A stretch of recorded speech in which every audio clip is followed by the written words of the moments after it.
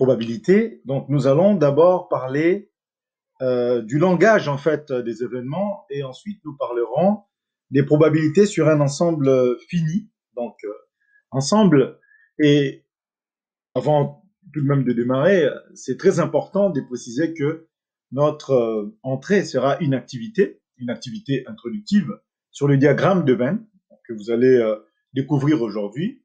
Et vous verrez combien ce diagramme est très important dans la modélisation d'une expérience ici. Il existe plusieurs modélisations tout de même. Hein. On peut utiliser un tableau, on peut utiliser un arbre, voilà, des arborescences, pour modéliser ici donc nos événements. Le langage des événements. Alors, c'est quoi ce langage? Ce langage va d'abord interroger ce que nous appelons l'univers d'une expérience aléatoire, les événements d'un univers, événements contraires, intersections et réunions d'événements. Donc, d'une manière générale, une expérience est dite aléatoire lorsqu'elle a plusieurs issues, donc plusieurs résultats possibles et que l'on ne peut ni prévoir ni calculer laquelle de ces issues sera réalisée. Voilà. Donc ici, nous allons voir par le biais de l'activité comment nous allons utiliser ce langage. Donc cet ensemble-là, l'ensemble qu'on appelle l'univers, qu'on note oméga, on peut noter aussi E dans certaines littératures. Cet ensemble des issues possibles est appelé l'univers, donc de cette expérience aléatoire. Et l'univers va contenir en fait tous les événements. Donc un événement A, comme vous allez voir l'événement A, événement B, un événement A est un sous-ensemble ou une partie de l'univers oméga d'une expérience aléatoire. Voilà. Et nous allons voir ici donc l'union, donc ou la réunion des deux événements A et B, et l'intersection des deux événements A inter B. Nous verrons ensemble cela. Et sans plus tarder, nous irons très vite vers les calculs des probabilités, en passant bien sûr par les effectifs. Puisque nous en avons besoin, la probabilité de A, comme vous le savez, comme nous l'avons déjà défini, c'est le nombre d'issues de A divisé par le nombre d'issues de l'univers. Donc, l'effectif imputé à A, donc petit n sur l'effectif total grand N. Nous verrons cela. Et on passera bien sûr par Python ici pour renforcer l'initiation à ce langage au sein de la classe de seconde. Donc, sans plus tarder, notre point d'entrée ici, c'est cette activité. Donc, l'activité 1, cette activité est donnée en ces termes. Une campagne de prévention routière s'intéresse aux défauts constatés sur le freinage et sur l'éclairage de 500 véhicules. 500 véhicules au hasard. Donc, 80 de ces 500 véhicules présentent un défaut de freinage. 150 de ces 500 véhicules présentent un défaut d'éclairage. 30 véhicules présentent les deux défauts. Donc, nous vous proposons ici d'utiliser cette représentation-là, voilà, pour l'événement A, l'événement B. L'événement A, nous l'avons défini tel que les véhicules aient un défaut ou présentent un défaut d'éclairage. L'événement B, véhicule présente un défaut de freinage. Donc maintenant, c'est à vous, partant de ces informations-là, de nous donner les effectifs ici donc du défaut d'éclairage pour A, défaut de freinage pour B, les deux défauts, donc voilà ce qu'il y a au milieu, et tous les restes comme ces données-là. Très bien, vous pouvez utiliser la touche pause si ce n'est pas encore fini. L'effectif total donc, de notre univers ici, donc dans cet exercice-là, c'est 500 véhicules, et on vous demande l'effectif de l'événement A, donc les issues possibles, hein, ou les résultats qui concernent les défauts d'éclairage, et ensuite les résultats qui concernent les défauts de freinage. Donc, petit n A égale, petit n B égale. Voilà, donc on peut le présenter de cette façon. On va l'appeler donc diagramme de Venn en effectif. Hein, donc, les défauts d'éclairage, on a vu que c'était 150 véhicules qui étaient concernés. Quant aux défauts de freinage, il s'agissait plus que 80. Donc, petit nb, c'est égal à 80. Et l'intersection, donc à la fois défauts de freinage et d'éclairage, il y en avait 30. Et quand on va regarder, donc la réunion ou l'union des deux, c'est-à-dire qu'il faudra faire attention puisque dans les 150 véhicules touchés par les défauts d'éclairage, il y en a 30 qui sont touchés également par les défauts de freinage. De même, dans les 80 véhicules touchés par les défauts de freinage, il y en a également 30 qui sont touchés par les défauts d'éclairage. Donc, quand on fera la réunion et qu'on voudra connaître l'effectif total des véhicules qui ont des défauts, soit d'éclairage, soit de freinage, soit des deux, ces deux défauts simultanément, il faudra faire bien sûr 150 plus 80. Voilà, mais attention, on a déjà compté les 30 ici, on vient de compter là encore une fois de plus, donc il faudra enlever encore 30.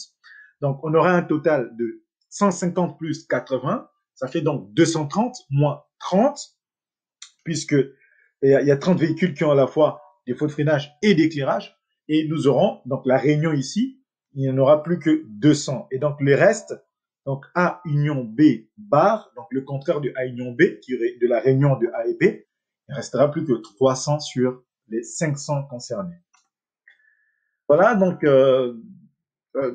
ayant pris connaissance de cela, il y a un élève donc ici de seconde qui a trouvé très intéressant cette expérience et donc il a voulu comprendre sur Python comment nous pouvons approcher simplement en fait ce que nous venons de dire. Donc déjà, on aura besoin des bibliothèques qui appellent à ces événements aléatoires. C'est pour ça que nous utilisons from random import randit. Donc from random ici donc random c'est aléatoire, hein, donc c'est cette bibliothèque qui concerne les événements aléatoires. On a défini une fonction test véhicule, donc def test véhicule entre parenthèses 2 points, c'est la syntaxe pour définir une fonction ici. Et donc, sur 500 véhicules, donc n égale à randit 1,500, et il dit que si c'est inférieur à 200, c'est-à-dire qu'il a pris les 200 véhicules ayant ces défauts-là, de freinage, d'éclairage, ou les deux, il les a nommés, il les a numérotés de 1 à 200, voilà, et il dit que voilà, sur les 200 premiers, il y a défaut d'éclairage, sinon, il n'y a aucun défaut. Donc, sur les 300 restants, voilà, c'est une façon d'approcher les choses. D'autant plus que vous n'êtes qu'en seconde, donc ça peut être intéressant ici. Voilà, donc. Et on peut s'intéresser aisément sur cette partie, en fait, du cours. On peut s'intéresser à la réunion, ici, donc, des deux événements. Donc, la réunion de A et B est l'événement formé des issues qui réalisent l'événement A ou l'événement B, c'est-à-dire au moins l'un des deux événements. On le note A union B et on lit A union B. Voilà, donc A, U, B, c'est la notation, et on lit A union B. Donc maintenant, ayant cela, nous vous demandons donc ici de nous donner ou nous proposer le diagramme de Venn en probabilité. Voilà, et on vous demande, bien sûr, pour pouvoir calculer aisément cette probabilité de A union B, de penser à ici à exprimer la probabilité de A, la probabilité de B, la probabilité de A inter B et in fine, vous pourriez bien sûr en combinant ces trois expressions nous donner la probabilité de A union B. Soit vous avez pu donc comprendre la demande, si ce n'est pas le cas, n'hésitez pas à utiliser la touche pause et vous allez poursuivre donc ultérieurement. Mais on vous donne donc les expressions concernées puisque nous avons défini les probabilités ici. Donc la probabilité de A, c'est donc le nombre d'issues de A divisé par l'effectif total. Donc l'effectif concerné par l'événement A divisé par l'effectif total. On appliquera le même raisonnement pour B et pour A inter B. Donc A inter B, comme nous l'avions dit, A inter B, c'est donc l'intersection de A et B. Donc c'est l'événement formé des issues qui réalisent à la fois l'événement A et à la fois l'événement B. On note ça A inter B, voilà, donc A inter B, voilà, de cette façon-là. Et donc, c'est donc l'effectif ici, donc ça sera l'effectif de A inter B divisé par l'effectif total qui est de 500.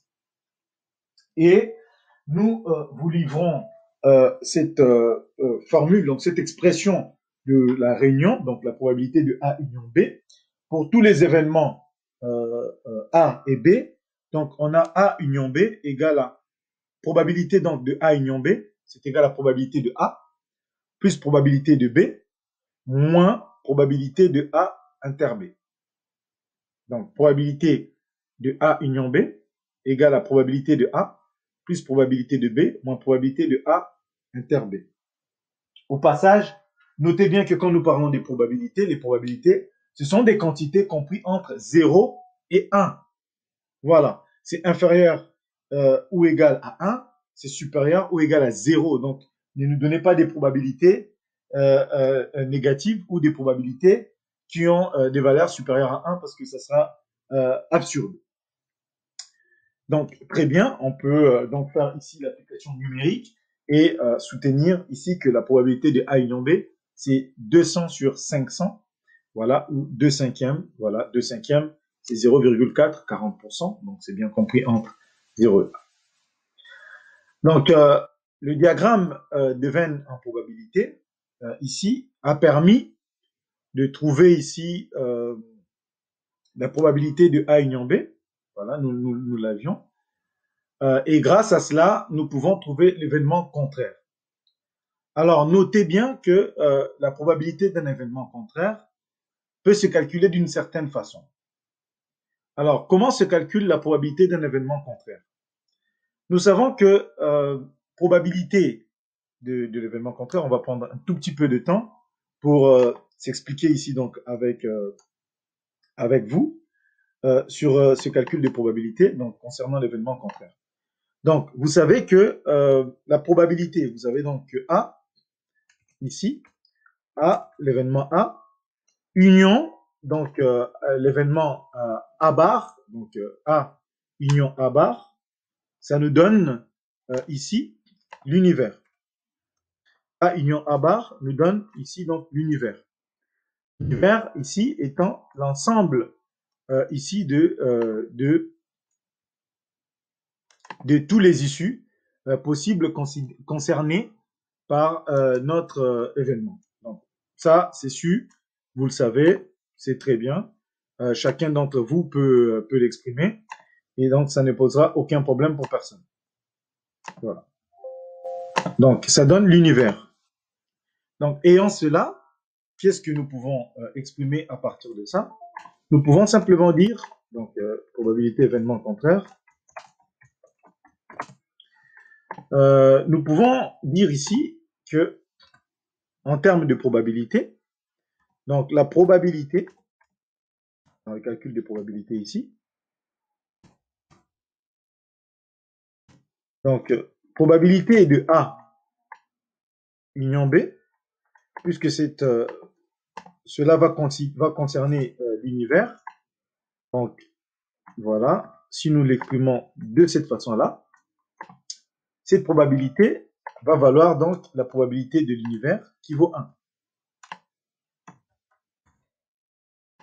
Très bien. Or, A et B sont donc A union, donc A union A bar, ça nous donne l'univers. Voilà. Et ici, comme A et A bar, ce sont donc deux événements contraires. Ce sont des événements contraires. Comme ce sont donc ici donc deux événements contraires, qu'est-ce qui va se passer ici? Donc, ce sont deux événements incompatibles. Des événements contraires, donc on peut dire que ce sont des événements incompatibles. Donc, si ce sont ici donc deux événements incompatibles, on peut dire quoi? On peut soutenir que leur intersection, ça nous donnera en fait l'ensemble vide. Voilà. Leur intersection, ça nous donne l'ensemble vide. Et donc, finalement, nous pouvons dire aisément que la probabilité de A union donc A bar, ça fait probabilité de A plus la probabilité de A bar.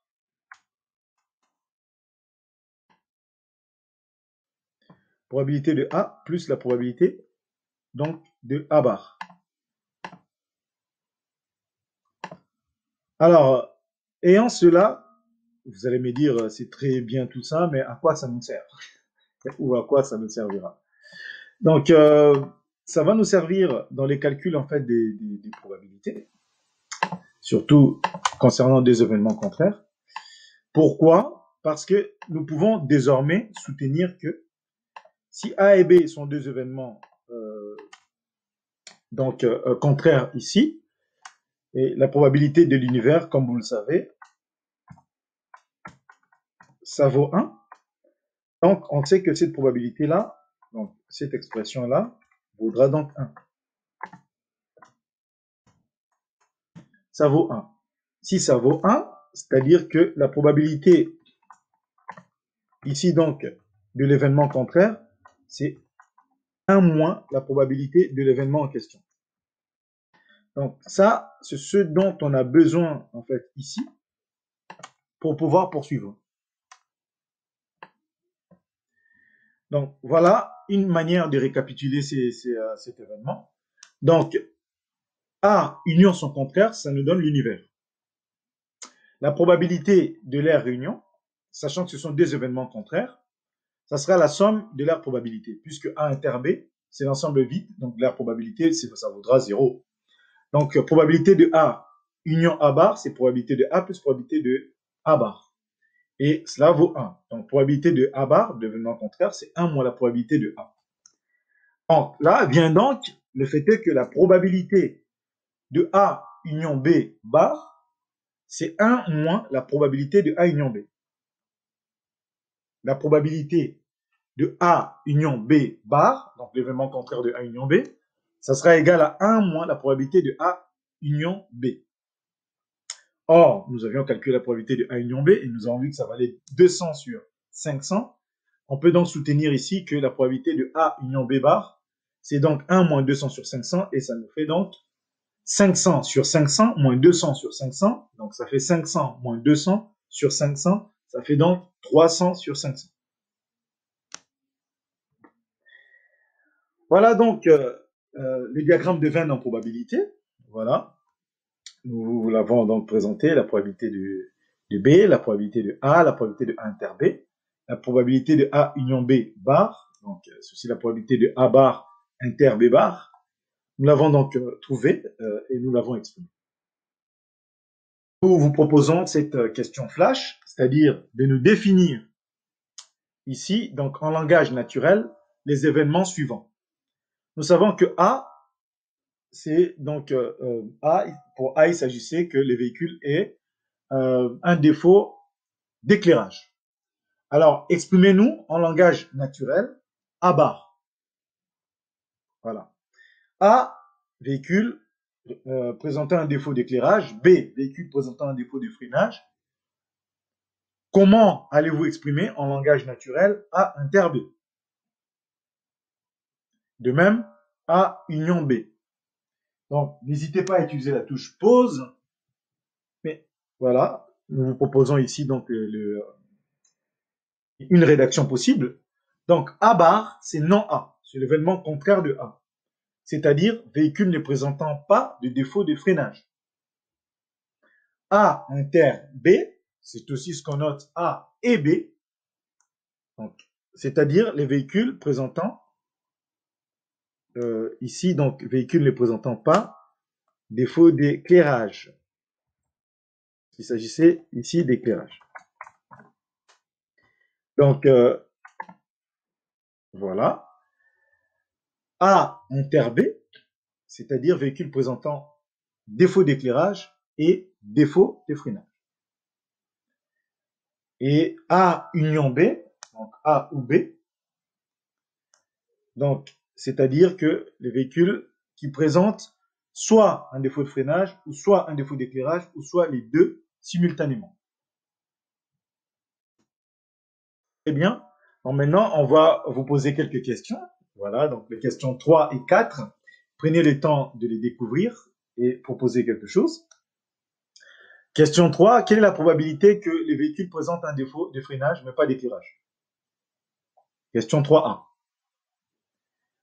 Question 3A. Les véhicules présentent un défaut de freinage, mais pas d'éclairage. Question 3B. Les véhicules présentent un défaut d'éclairage, mais pas de freinage. Question 3B. Les véhicules présentent un défaut d'éclairage, mais pas de freinage. Question 3C. Les véhicules ne présentent aucun de deux défauts.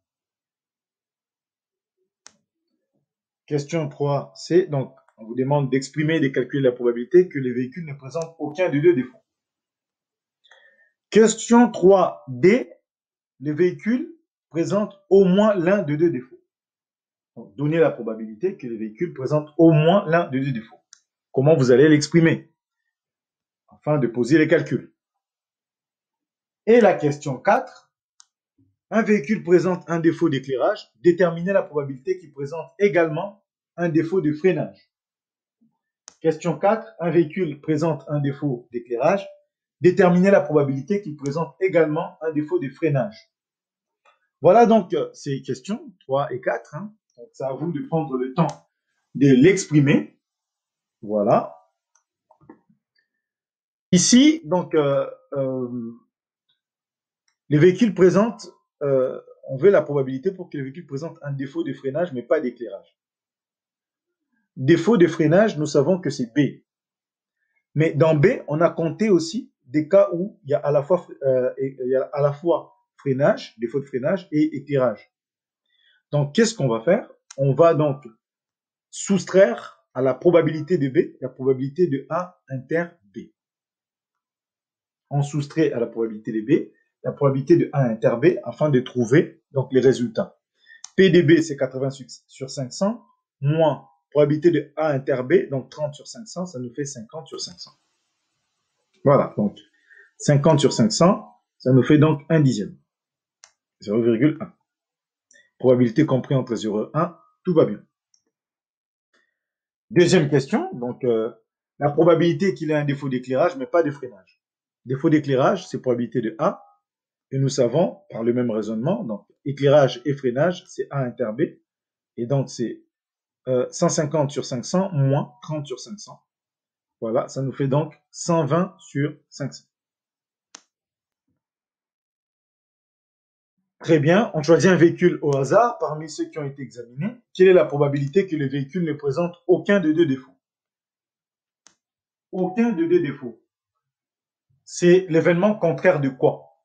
Aucun de deux défauts, c'est l'événement contraire de soit l'un, soit l'autre, soit les deux défauts.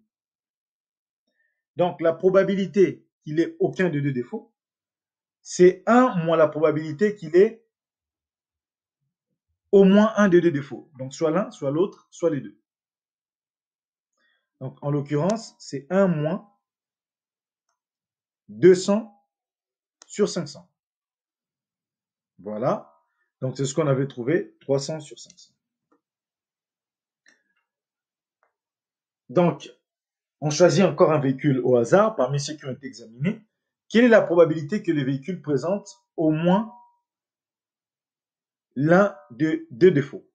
Donc, au moins l'un de deux défauts, c'est ce que nous avions dit, c'est soit l'un, soit l'autre, soit les deux, donc c'est A union B. Donc, pour calculer A union B, on avait fait 80 sur 500, plus 150 sur 500, moins 30 sur 500, parce qu'on avait compté une fois ici. Ça, cette quantité-là, c'est déjà contenu là-dedans, et c'est aussi contenu là-dedans. Donc, on l'avait compté deux fois, et donc, pensez à bien faire ce calcul. Maintenant, un véhicule présente un défaut d'éclairage. Déterminez la probabilité qu'il présente également un défaut de freinage. Un véhicule présente un défaut d'éclairage. Déterminez la probabilité qu'il présente également un défaut de freinage. Nous voilà donc naturellement sur une probabilité conditionnelle. Nous savons déjà que parmi les véhicules qui ont un défaut d'éclairage, nous nous interrogeons dans ce groupe-là, quels sont les véhicules qui auront un défaut d'éclairage et quels sont les véhicules qui n'en auront pas. Donc, c'est la probabilité d'avoir un défaut de freinage, sachant qu'on a un défaut d'éclairage. Et cette probabilité-là, c'est une probabilité dite conditionnelle. Et pour la calculer, c'est le nombre d'éléments de A inter B. Donc, probabilité de A inter B sur donc, la probabilité ici de A. Voilà, en fait, comment cela peut se calculer. Donc, c'est une probabilité conditionnelle de B sachant A. C'est défini par probabilité de B sachant A, c'est probabilité de A inter B sur donc probabilité de A. Voilà, et on peut le représenter grâce à cet arbre ici. Donc, probabilité de A et probabilité de A bar. Et ensuite, sachant qu'il a déjà, on est dans la satisfaction de l'événement A, quelle est la probabilité qu'on ait l'événement B ou non B. Donc, pour l'événement B, on l'a à ce niveau-là. P de A fois probabilité de B sachant A. Probabilité de A fois probabilité de B sachant A, c'est égal à la probabilité de A inter B. D'où, par la règle des produits en croix, nous avons la probabilité de A inter B qui est égale à donc, nous avons donc la probabilité, pardon, de B sachant A qui est égale à la probabilité de A inter B sur la probabilité de A. Voilà, je ne sais pas si vous avez des questions. Voilà, donc prenez le temps de bien comprendre les enjeux de ce chapitre et de cette séance et de prendre le temps de travailler davantage et de répondre à chaque exercice point par point. Sinon